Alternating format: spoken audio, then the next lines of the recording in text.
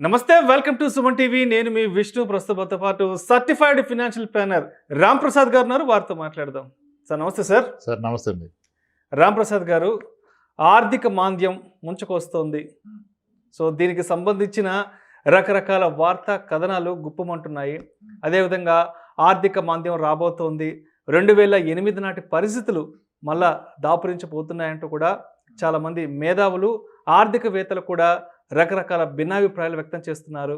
ఏంటి అసలు ఆర్థిక మాంద్యం నిజంగానే రాబోతోందా, వస్తే ఎటువంటి కారణాలు దానికి దోహదపడుతున్నాయంటారు? సార్ రీజన్స్ ఆర్ 100 కారణాలు. గత 4 నెలలుగా చెప్పుకుంటున్నాంగా. రష్యా ఉక్రెయిన్ వారు అందరు మర్చిపోయారు, ఇంకా బాంబులు వేస్తానున్నారు. అక్కడ జరుగుతుంది, ఇక్కడ మర్చిపోయాం కూడా. ఉక్రెయిన్ వెళ్ళి రష్యాలో ఎక్కడో ఏదో బ్లాస్ట్ చేసింది, అది నడుస్తూనే ఉంది. ఈ మధ్య కాస్త కరోనా కేసు 4-5 వినపడుతున్నాయి. US Europe all time high inflation, 1980s inflation, home loan rate of interest 5 to 6% అయిపోయినాయి. అక్కడ ఫ్రమ్ 2% నుంచి అది చెప్పుకుంటున్నాం. ఈ గత 3 నెలల్లో చూస్తే సెన్సెక్స్ ఒక 18% కరెక్ట్ అయింది యాజ్ అన్ ఎస్టర్డే క్లోజింగ్కి. మనం రికవర్ అయిన పడిపోయింది, దాన్ని 18% కరెక్ట్ అయిపోయింది. ఇప్పుడు ఈ న్యూస్ ఎంతవరకు కరెక్టు, ఎలా వాల్యుయేట్ చేస్తారు మీరు? ఇప్పుడు ఒకనేమో బుల్లిష్ అంటాడు, ఈపీఎస్ పెరిగింది, ఎర్నింగ్స్ పర్ షేర్ బాగా పెరిగిపోయింది, సో ఇప్పట్లో ఇండియాకి వచ్చిన ప్రాబ్లం ఏం లేదు అంటారు. In a way that is true. And price to earning ratio it has come almost to 21 PEకి వచ్చాం మనం. Sensex PE 21 PE ratio almost that is near to the 10 years average PE. Okay, FD PEనే 20 sir, fixed deposit PE is 20. PE is P/E, price to earning. 100 rupees పెడితే మీకు 5 రూపాయలు వస్తుంది కదా వడ్డీ సంవత్సరానికి. 100/5 కొడితే మీ ఫిక్స్డ్ డిపాజిట్ ప్రైస్ టు ఎర్నింగే 20. అంటే మార్కెట్ మీ ఎఫ్డి ఎంత సేఫో అంత సేఫ్ జోన్లో ఉంది ఈరోజు. వెరీ సింపుల్గా, let us not talk about jargons. EPS ఏంటి, 74% ఈపీఎస్ పెరిగింది కదా, మార్కెట్ 3 ఇచ్చింది, అన్నీ వదిలేస్తే ఓకే. ఎస్, సో ఇప్పుడు ఏంటి ఈ న్యూస్ అంతా ఏంటంటే ఇన్వెస్టర్ని ప్యానిక్ చేయడానికి, ఇన్వెస్టర్స్ని ప్యానిక్ చేయడానికి అవుతారు కదా మన ఆబ్వియస్గా. డబ్బులు పెట్టి కూర్చున్న వ్యక్తి వస్తుందంటే అతను ఏం చేయాలి? So let us try to give some confidence to the investors.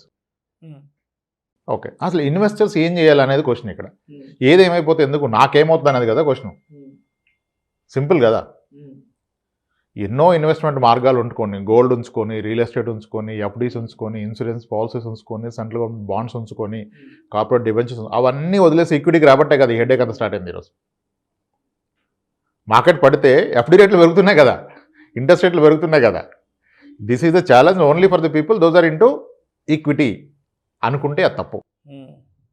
ఈ ప్రాబ్లం కనుక వస్తే ఫస్ట్ థింగ్, అసలు ఇప్పుడు ప్రాబ్లం ఏంటంటే రెసిషన్ వచ్చిందా ఎవరి లాజిక్ వాళ్ళకు ఉంది. 20% మార్కెట్ కరెక్ట్ అయితే రెసిషన్లో ఉన్నట్టే అంటున్నారు కొంతమంది. 20% కరెక్షన్ అయిపోయింది. లేదు సార్ 35 వస్తేనే రెసిషన్ అంటే రాలేదు. ఇదంతా ఇట్స్ ఆల్ అప్ టు మనం ఎలా తీసుకుంటాం అనేది డిపెండ్ అయి ఉంది. ఇక నా పాయింట్ ఏంటంటే, ఎలా తీసుకున్నా మీరు ఎందుకు వరీ అవుతున్నారు? ఈక్విటీలో ఉన్నప్పుడే కదా వరీ అవుతున్నాం, స్టాక్స్లో పెట్టినప్పుడే కదా వరీ అవుతున్నాం. రెసిషన్ వస్తే ప్రైమర్లీ స్టాక్స్ అనుకుంటున్నాం. స్టాక్స్ కాకుండా మన లైఫ్ మీద చాలా పడతాయి. స్టాక్స్ ఒకటి తగ్గడం కాదు. మన సెన్సెక్స్ ఆల్ టైమ్ హై నుంచి టిల్ డేట్ చూస్తే Sensex is down by almost 18%. Large cap index is down by 18%. So మీ large cap index fund is also down by 18%. మీ large cap ETF is down by 18%. But మీ blue chip equity funds are not down by 18%. They are only down by 9 to 10%. Logic అర్థం చేసుకున్నారా? ఇప్పుడు ఈటీఎఫ్లు, ఇండెక్స్లు great అన్న వాళ్ళకి మరి ఇండెక్స్లు, ఈటీఎఫ్ల కన్నా blue chip equity fund అంత పర్లేదు కదా. సెన్సెక్స్ పడిందంటే ఇండెక్స్ ఫండ్ ఇది replication of Sensex, ETF. So అవి 18 పడ్డాయి. But large cap mutual funds hardly corrected by 9% or max 10%. Worst కేసులో నాన్ పర్ఫార్మింగ్ ఫండ్స్ ఆర్ 11. అంటే diversified equity mutual fund which is managed by a professional guy, not by an individual, not by a system, that is hardly corrected by 10, which is far less than the index correction. That about the large cap. Coming to mid cap index is corrected by 26%. Mid cap funds are at max corrected by 12 to 13%. Small cap index is corrected by 34 to 36, wherein small cap funds are max corrected by 17-18. All it says, ఈ panic సిచ్యువేషన్లో a professional can manage well, not the individuals, not the analysts, right? ఇప్పుడు mutual fund ఇన్వెస్టర్లు చూసుకోండి portfolio. Your portfolio is for the last 1 year, 1 year back మీరు invest చేస్తే your last cap is down by 10%, where in Sensex is down by 18%.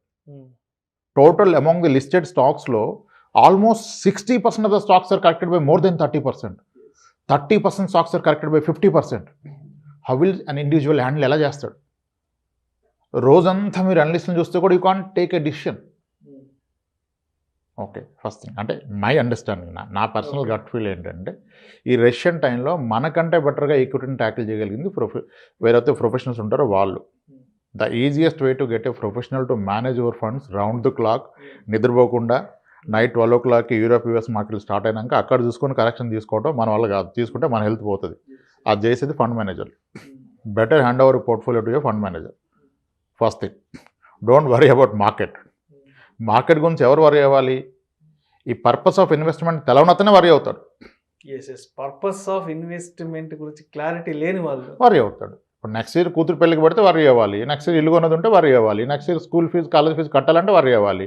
ఇతను పెట్టింది కూతురు పెళ్ళికి, ఇతను పెట్టింది ఆ బాబు హైయర్ ఎడ్యుకేషన్కి, దానికి ఇంకా 8 ఏళ్ళు ఉన్నది. 8 ఏళ్ళలో రిషన్ వస్తుంది పోతుంది.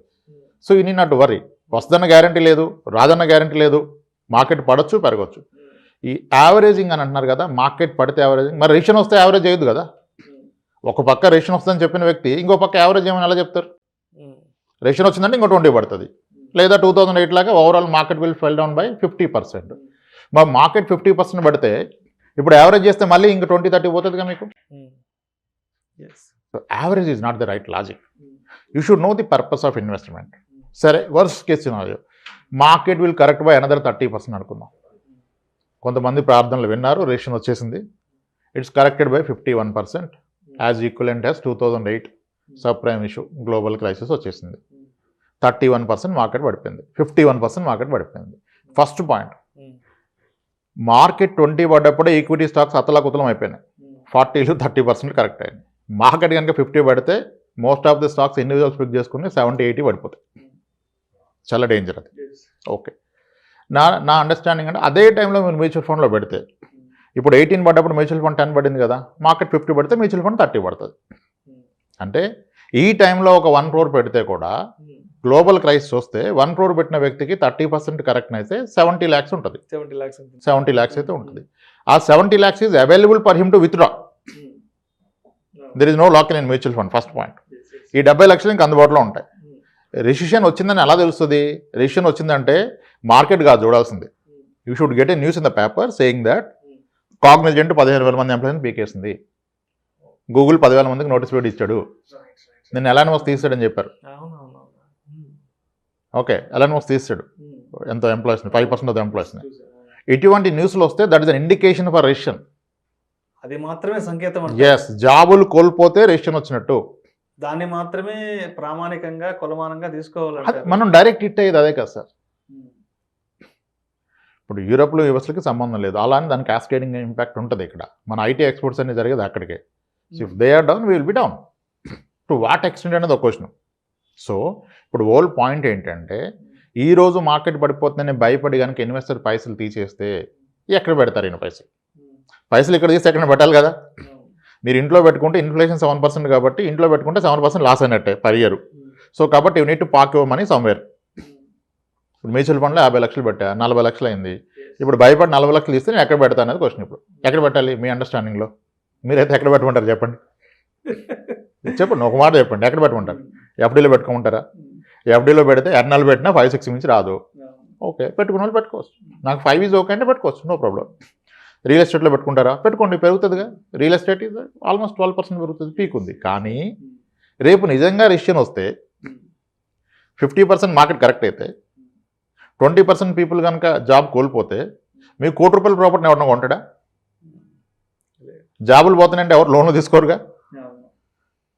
మీకు రిసెషన్ వస్తుందంటే కార్ సేల్, ఆటోమొబైల్ సేల్ పడిపోవాలి, జాబులు కోల్పోవాలి, రియల్ ఎస్టేట్ ట్రాన్సాక్షన్స్ ఆగిపోవాలి. నాకు జాబ్ ఉంటుందే పోద్దని డౌట్ వస్తే ఒకడు హోమ్ లోన్కి వెళ్ళడు, ఒకడు కార్ లోన్కి వెళ్ళడు.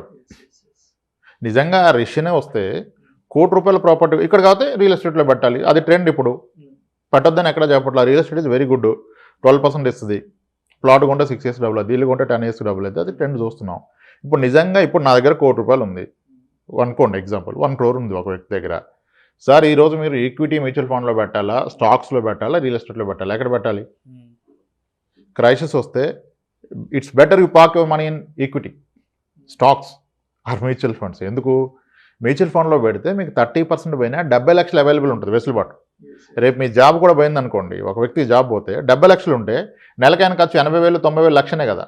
లక్ష నెలకు తీసుకున్నా 6 years బ్రతికేయచ్చు. 70 లక్షలు వదిలేండి, 7 లక్షలు ఉండని బతికేయచ్చు కదా. ఆయనకి 30,000 40,000 ఉండదు ఖర్చు. రెసిషన్ వస్తే ఏమి అది ఒక 10 ఏళ్ల పాటు 20 ఏళ్ల పాటు ఉండదుగా, at least in India, because our GDP is very strong today. Okay, so recession వస్తే అది పర్మనెంట్ కాదు, డికేట్స్ ఉండదు. Looking at this 13 months is average recovery time for the recession. 2 years తీసుకోండి. ఇప్పుడు 70 లక్షలు నెలకి 1,00,000 తింటే మొదలు పెడితే 70 నెలలు కదా, 2 సంవత్సరాల్లో రికవర్ అయితే మళ్ళీ నాది అసలుకి వచ్చేస్తుంది పైసలు పెరిగి. ఇప్పుడు 20% రిటర్న్ రావాలంటే మార్కెట్ ఎక్కడికి పోతుంది, అక్కడ ఎక్కడి నుంచి పడ్డది అక్కడికి వెళ్తే చాలు. మార్కెట్ పెరగాల్సిన అక్కడ ఎక్కడి నుంచి పడ్డది అక్కడికి వెళ్తే చాలు. మార్కెట్ కూడా ఎలా ఉంటుందంటే, ఒక్కసారి ట్రావెల్ చేసిన పాత రెండోసారి వెళ్ళడం ఈజీ కదా ఎవరికైనా. ఒక్కసారి ఆ రూట్ వెళ్ళొస్తే రెండోసారి ఈజీగా వెళ్తాం కదా. మార్కెట్ కూడా అంతే. గ్లోబల్ పారామీటర్స్ని ఎవరు ప్రెడిక్ట్ చేయలేరు. So all I want to conclude ఏంటంటే, ఇప్పుడున్న పరిస్థితికి ఆల్రెడీ హిట్ తీసుకున్న వాళ్ళకి ఇంకొక ఆప్షన్ లేదు. 20% లాస్ వెళ్ళాక తీసి నేను వేరే దగ్గర పెడతా అంటే రేపు రిషన్ వస్తే అన్నీ పడిపోతాయి, ఇది ఒకటే పడదు. రిషన్ వచ్చిందంటే 2008 గుర్తు తెచ్చుకోండి, చాలామంది హోమ్ లోన్స్ తీసుకున్న వాళ్ళు లోన్స్ కట్టకుండా వెళ్ళిపోయారు జాబులు పోతే. నిజంగా బ్యాంకులు కూడా చాలా ఇబ్బంది పెట్టే ఆ టైంలో లోన్ కట్టమని. మరంటే మీకు ప్రాపర్టీ ఉన్న ఎవడు కొనేవాడు ఉన్నాడు కదా. రిషన్ వస్తుందంటే you should look at liquidity. అసలు చేతిలో ఉద్యోగం లేకపోతే చేయడానికి ఏం లేదు, అదర్ కమిట్మెంట్స్ ఏం తీసుకోలేం కదా. అది వస్తుందంటే మీరు కొనుగోలు ఆపేసి మీ డబ్బుని లిక్విడ్ ఫామ్లో ఉంచుకోవాలి. మేబీ నెట్ హోమ్ క్యాష్ పెట్టుకోవాలి, లేదా బ్యాంక్లో ఎఫ్డీ పెట్టుకోవాలి, ఆర్డీ పెట్టుకోవాలి. అయితే నాకు ఒక క్లారిటీ ఉంది, మీరు ఇందాక చెప్పినట్లు రెసిషన్ వచ్చే ముందు ఈ ఉద్యోగాల కోత ఉంటుందనేది ఒక ప్రామాణికంగా చెప్పారు. సో ప్రస్తుతానికైతే అలాంటిది ఎక్కడ పెద్దగా లేదు మన కంట్రీలో తప్పించి. ఇప్పుడు ఇంకా ఎంప్లాయ్మెంట్ ఆపర్చునిటీస్ ఎక్కువని, ఇది ఈ కోవిడ్ 2 years తర్వాత క్యాంపస్లోనే ప్లేస్మెంట్ వచ్చేస్తుంది. సో ఉద్యోగాలు వస్తున్నాయి, ఉద్యోగాలు పోవట్లేదు. అయితే మీరు చెప్పిన ఈ ప్రామాణికం ప్రకారం ఇప్పుడు ఇది ఈ ఏదైతే ఈ ఆర్థిక మాంద్యం ఉన్న వార్తలు, ఇది కేవలం ఒక కృత్రిమంగా సృష్టించిన వార్త అంటారా ఇన్వెస్టర్స్ని భయపెట్టడానికి? ఇక్కడ సృష్టించడానికి ఏం లేదు సార్. ఇప్పుడు ఇదంతా ఏంటి, ఒక అనాలిసిసే చెప్పేది. వెళ్ళి చూసిన వాళ్ళు ఎవరు లేరు, నిద్రలో కలొచ్చిన వాడు ఎవరు లేరు. మార్కెట్ ఒక్కరోజు పెరగగానే పెరిగింది అన్నారు, నెక్స్ట్ డే పడింది. పెరగగానే ఎందుకు పెరిగిందో రీజను, పడగానే ఎందుకు పడ్డదో రీజను, రేపు ఏమైందో తెలియదు. మళ్ళీ దానివల్ల ఎటువంటి ఉపయోగం లేదు. ఓకే, రేషన్ వచ్చిందా వస్తుందా ఎవరికి తెలియదు. వస్తే how do you tackle is the biggest question. నీ లైఫ్లో దాని ఇంపాక్ట్ ఏంటి, దాన్ని నువ్వు ఎలా ట్యాకిల్ చేస్తావు. The first precaution need to be taken to prepare for ration is, ration వస్తే 5 years తినడానికి సరిపడా ఖర్చులు నీ దగ్గర లిక్విడ్ ఫామ్లో ఉండాలి. లిక్విడ్ క్యాష్ అమౌంట్ పెట్టుకోవాలి. Asset should be available for you to take it out and eat. ఇప్పుడు కోవిడ్ వచ్చింది, లాక్డౌన్ వచ్చింది, కరెక్ట్గా క్లియర్ లాక్డౌన్. ఇప్పుడు మీ గోల్డ్ కొనడానికి ఎవరు ఉన్నాడా? ఎవరిని బయట తిరిగినప్పుడు ఇంట్లో బంగారం కూడా కొనేవాడు ఎవరు లేడు. ఇక ప్రాపర్టీ కొనేవాడు మాటే లేదు ఆ రోజు. తర్వాత పెరిగింది, అది ఓకే, ప్రాణంతో బ్రతికుంటే చాలే అన్న. కానీ ఆ రోజు ఖర్చులు డబ్బులు కావాలి కదా. ఆ డబ్బు ఎక్కడి నుంచి వచ్చింది? అకౌంట్లో ఉన్నవాడు బ్రతికాడు, పొదుపు చేసుకున్నాడు, మదుపు చేసుకున్నాడు. అంటే మీ పొదుపు, మీ మదుపు, what ever FD, RD, mutual fund, equity, అది పడిందా లేదా కాదు ఇంపార్టెంట్. ఆ రోజు అవైలబిలిటీ ఉందా లేదా అది చూసుకోండి. రేషన్కి you should prepare for 3-4 years, at least 4 years ఖర్చులకి మీరు కూడబెట్టుకొని ఉండండి. అది లేదు అంటే ఇప్పుడు రిస్క్ తీసుకోకండి. ముందు 4 years సరిపడా డబ్బులు పక్కన పెట్టుకొని రిమైనింగ్ దాంతో గేమ్ ఆడండి. Don't try to make money. The biggest problem ఏంటంటే, పర్పస్ ఆఫ్ ఇన్వెస్ట్మెంట్ ఏంటంటే మేకింగ్ మనీ అంటున్నారు. Making more money, that should not be the purpose. నీ పర్పస్ నీ అవసరానికి ఆదుకున్నదై ఉండాలి. కానీ డబ్బును డబుల్ చేస్తా, రెట్టింపు చేస్తా అంటే ఎవరు రెట్టింపు చేస్తున్నారు? ద సో కాల్డ్ గ్రేటెస్ట్ అనలిస్టులు, గ్రేటెస్ట్ ట్రైనర్స్, వాళ్ళ personal portfolio is not beyond 20% CAGR. ఎవరిది లేదు. 10-15 years క్యాగర్, 10-15 years క్యాగర్ లేదు. So all you need to expect is equity రిటర్న్లో very practical expectation over 8 years period, 8 years and above ఉంటే 12% రివర్స్, right 12% రివర్స్ అనే లోయర్ సైడ్ చెప్తున్నాను. ఎందుకంటే ఈక్విటీ రిటర్న్ అరే మ్యూచువల్ ఫండ్ రిటర్న్ అరే స్టాక్ రిటర్న్ అరే index return is nothing but the average corporates earning ఎంత ఉంటే that is nothing but your equity return. యావరేజ్గా కార్పొరేట్ కంపెనీస్ ఎంత ఎర్న్ చేస్తో that is our return. Corporate earning formula ఏంటంటే your GDP growth rate plus inflation is the corporate earning. India is now around 7% in GDP growth rate చెప్తున్నారు. 7% GDP and 7% inflation ఉంది. ఈరోజు government declare చేసింది. 7% GDP అంటే ఏంటి? నేను చేస్తున్న production 7% year on year పెరుగుతుంది. నా ప్రొడక్షన్ 7% పెరిగితే నా ఇన్కమ్ 7% పెరుగుతుంది. That is first point. ఎప్పుడైతే ఇన్ఫ్లేషన్ 7 ఉందో నేను I will increase my product price by another 7%. So నా earning will be around 14%. Average corporate earning in India has to be 14. So మీ equity return has to be 14 if you're a good manager, your managing portfolio well. నేను longer period అలా అని చెప్పి ఇప్పుడు GDP 7 ఉంది, inflation 7 ఉంది కదా 14 ఎందుకు రావట్లేదు అంటే, -20 ఎందుకు వచ్చిందంటే షార్ట్ రన్లో అవుతుంది మార్కెట్ వాలటైల్. దీన్ని క్యాస్కేడింగ్ ఎఫెక్ట్ వల్ల గ్లోబల్ క్యాస్కేడింగ్ ఇంపాక్ట్ ఉంటుంది. టు వాట్ ఎక్స్టెంట్ ఉంటుంది అంటే India will be the least affected country if there is a crisis. Least affected country. Reason being ours is the only country with the highest GDP growth rate. Not by Indian agencies. Yes. Indian FC, Food Corporation of India godown, sir, entirely filled up. Yes. There is no space to store the further ఆహార ధాన్యాలు ఇంకా పెట్టడానికి లేదు. We are prepared for it. ఎందుకు ఇంత ఇప్పుడు inflation ఎంత పెరిగింది ఇండియాలో? ఎందుకు పెరగలేదు inflation? Why is the inflation in India is not up to, ఇప్పుడు యూఎస్లో 1.52 నుంచి వెళ్ళిపోయిందిగా 6-7కి. మరి అట్లయితే మన 6 ఉన్నది 18 22 పోవాలి. ఎందుకు పోలేదు inflation? At the time of tough time in the time of కోవిడ్లో మనం ఎక్కడ లిక్విడిటీ చేయాల. గవర్నమెంట్ డిక్లేర్డ్ పథకాలన్నీ కూడా స్మాల్ అండ్ మైక్రో ఎస్ఎంఈస్కి ఇచ్చాయి. అండ్ రిటైలర్స్కి ఇచ్చిన బెనిఫిట్ ఎలా ఇచ్చారు? మోరటోరియం ఇచ్చారు లోన్లో. క్యాష్ చేతిలో ఇవ్వాల. చేతిలో క్యాష్ ఎక్కడ ఇచ్చిందో ఆ కంట్రీస్లో ఇన్ఫ్లేషన్ పెరిగిపోయింది.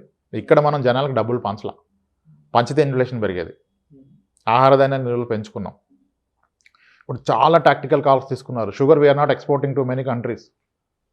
ఇన్ఫ్లేషన్ రావాలంటే నీకు బయటకు వెళ్ళిపోతే ఇక్కడ లేకపోతే ఇన్ఫ్లేషన్ వస్తుంది కదా. ఇప్పుడు చాలా రెస్ట్రిక్షన్స్ పెట్టారు. మెజారిటీ ఆఫ్ ది ఎక్స్పోర్ట్స్ మీద రెస్ట్రిక్షన్ పెట్టారు.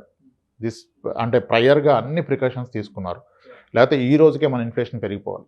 ఈ రోజుకి we're suppose to be at par with Europe and US లేము.